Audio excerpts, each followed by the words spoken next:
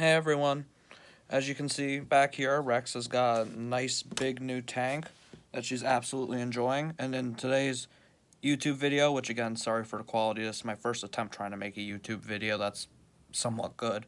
I'm going to show you how I made all of this.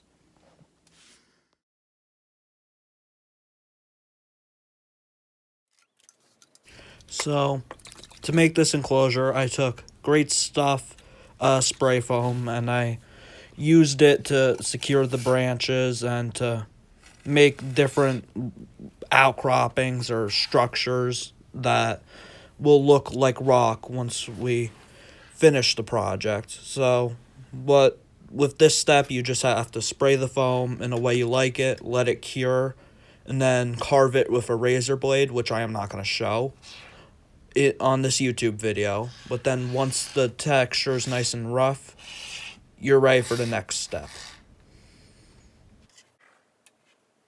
Remember, when building enclosures for exotic animals, it's important to take their behaviors into account. Like Rex in this enclosure has lots of branches and ledges to climb on, soil to dig in, a bioactive cleanup crew, and a very hot slate basking spot. This part I did not film for logistical reasons, but once you have the foam, I did a little sample just to show how the tank is.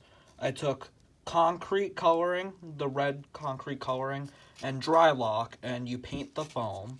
Then you just throw a little bit of your substrate, which for me is sand and topsoil, onto the wet dry lock. Give it a few days to harden, and you got waterproof foam that looks a lot like a rock. Then came adding the substrate.